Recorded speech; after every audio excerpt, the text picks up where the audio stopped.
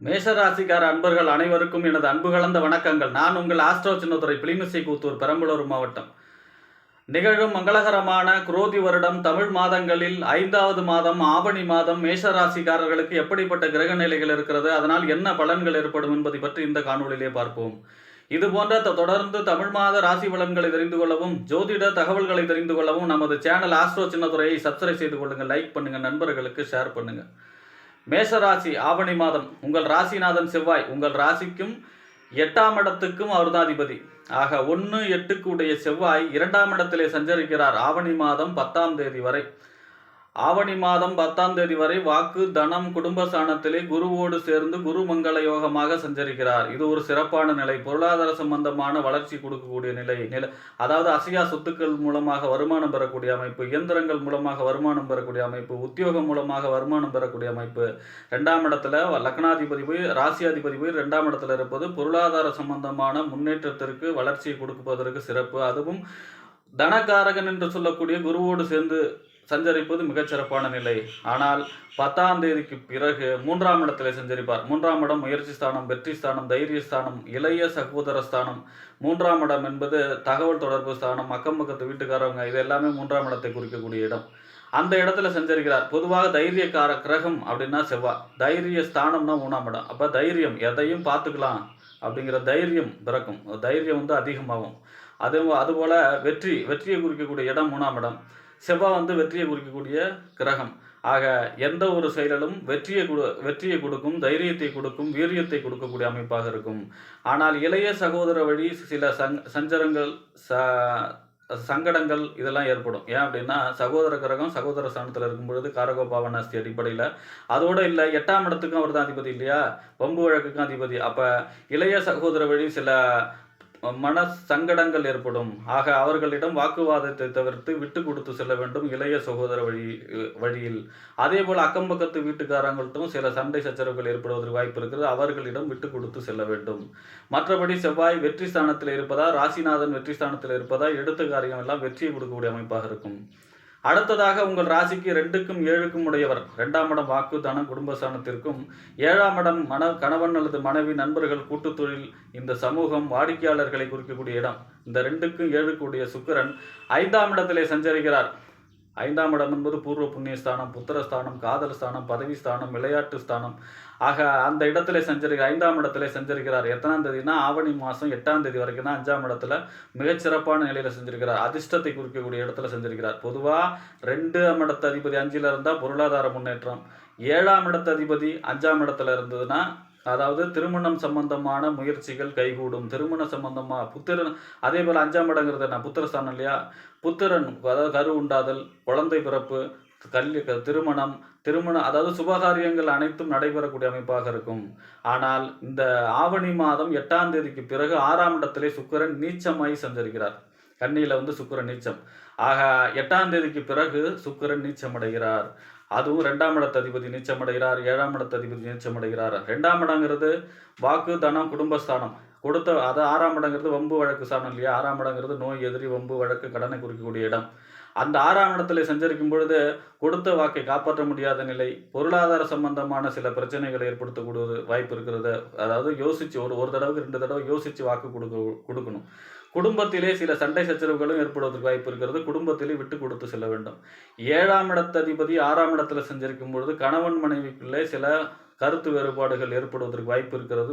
ஒருவருக்கொருவர் விட்டு கொடுத்து செல்ல வேண்டும். ஏன்னா 6ஆம் இடங்கிறது வம்பு வழக்கு ஸ்தானம், 7ஆம் இடங்கிறது கணவன் மனைவி ஸ்தானம். அதோட நண்பர்கள் வெளியிலும் சில வாக்குவாதங்களை தவிர்க்க வேண்டும். அடுத்ததாக கூட்டு தொழிலே மிக மிக கவனமாக இருக்க வேண்டும். அடுத்ததாக நம்ம வாடிக்கையாளர்கிட்ட அதிகமாக பேச்சு வச்சுக்கூடாது. இந்த 8ஆம் தேதிக்கு பிறகு அவங்கள்ட்ட அப்படியே என்ன அப்படிங்கிற லிமிட்டோடு இருந்துக்கணும். அவங்கள்ட்டையும் அதிகமான பேச்சு வச்சிருக்கூடாது. 6ஆம் இடத்துல மறைகிறதோடு இல்லை, நீச்சமும் ஆகிறார். ஆக இந்த அமைப்பு சுக்கிரனாலே கலத்திரக்காரகன் வேறு இல்லையா. ஆக அதாவது மெயினாக இது குடும்பத்தை பாதிக்கும். மெயினாக குடும்பத்தில் தான் விட்டு கொடுத்து செல்ல வேண்டும். கணவன் மனைவிக்குள்ள விட்டு கொடுத்து செல்ல வேண்டும். அவர்கிட்ட வாக்குவாதம் தவிர்ப்பதை நல்லது. வாக்குவாதத்தை தவிர்க்க வேண்டும். பொதுவாக சுக்கிரன் 6ஆம் இடத்துல நீச்சம் ஆகிறார் 8ஆம் தேதிக்குன்னா, சுக்கிரனுடைய அதிதேவதை யாரு, மகாலட்சுமி. இந்த மகாலட்சுமியை பெருமாள் கோயிலில் தாயார் சன்னதியில் போய் வெள்ளிக்கிழமையில் நெய் விளக்கு போட்டு மல்லிகைப்பூ சாத்தி வழிபாடு செய்யும் பொழுது இந்த தோஷம் இதில் விலகிடும். சுக்கிரன் அனுகூலமான பலன்களை தரும். அடுத்ததாக உங்கள் ராசிக்கு 3க்கும் 6க்கும் உடையவர். 3ஆம் இடம் வெற்றி ஸ்தானம், இளைய சகோதர ஸ்தானம், தைரிய வீரிய ஸ்தானத்துக்கு அதிபதியும், 6ஆம் இடம் நோய் எதிரி வம்பு வழக்கு கடன் ஸ்தானத்துக்கு அதிபதியுமாகிய புதன் 5ஆம் இடத்திலே சஞ்சரிக்கிறார். 5ஆம் இடத்திலே சஞ்சரிக்கிறார். வெறும் 6ஆம் தேதி மட்டும்தான். அதுவும் வக்கரமாயிருக்கார். 3க்கும் 6க்கும் உடையவர் வக்கரமாகிய 5ஆம் இடத்திலே சஞ்சரிக்கிறார் 6ஆம் தேதி வரை. பிறகு 4ஆம் இடத்திலே பின்னோக்கி சென்று 4ஆம் இடம் வீடு வண்டி வாகனம் மனை தாயார் சொத்து சுகத்திலே சஞ்சரிக்கிறார். ஆக அப்போ என்ன ஆகும்? எத்தனாம் தேதி வரைனா 19ஆம் தேதி வரை. 6ஆம் தேதியிலிருந்து ஆவணி மாதம் 19ஆம் தேதி வரை 4ஆம் இடத்திலே புதன் 3க்கும் 6க்கும் உடைய புதன் வக்கரம் பெற்று சஞ்சரிக்கிறார். 4ஆம் இடங்கிறதுனா வீடு வண்டி வாகனம் மனை இல்லையா? வாகனங்களிலே கவனமாக செல்ல வேண்டும். வண்டி வாகனங்களை கவனமாக செல்லணும். தாயாருடைய உடலில் அக்கறைகள் செலுத்த வேண்டும். அதாவது புதன்னாலே தோல் அதாவது ஸ்கின் அலர்ஜி, ஸ்கின் சம்பந்தமான நோய்கள், தோல் சம்பந்தமான நோய்கள், நரம்பு சம்பந்தமான நோய்களை கொடுக்கக்கூடிய அமைப்பு இருக்கிறது. தாயாருடைய ஆரோக்கியத்திலே அக்கறை செலுத்த வேண்டும். அந்த ஆவணி மாதம் 6ஆம் தேதியிலிருந்து ஆவணி மாதம் 19ஆம் தேதி வரை.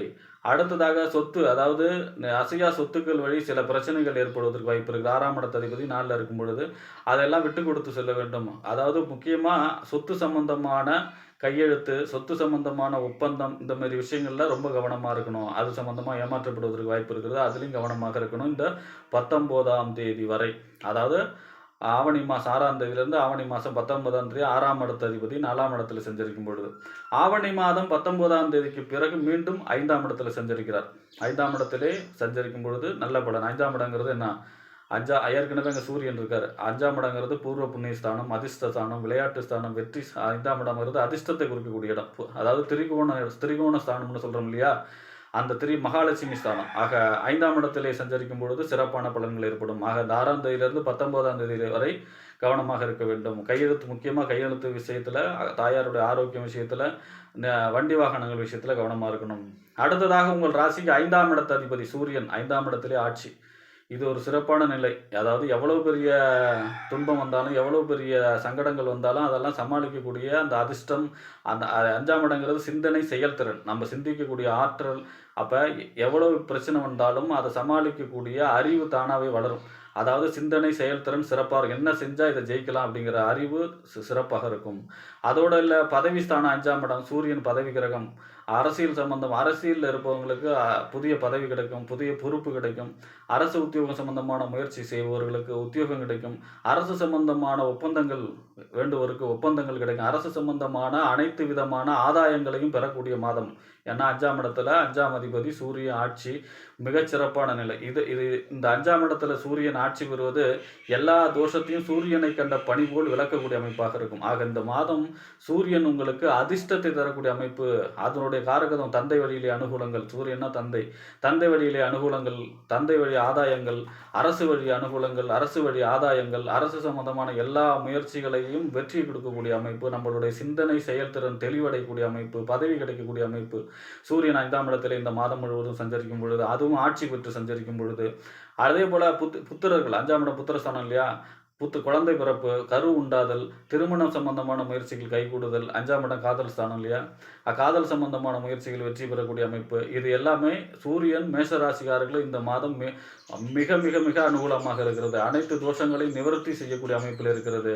ஆக இந்த மாதம் சூரியனால் மேஷராசிக்காரர்களுக்கு அதிர்ஷ்டத்தை தரக்கூடிய மாதமாக இருக்கும் என்று கூறி விடைபெறுகிறேன். நன்றி, வணக்கம்.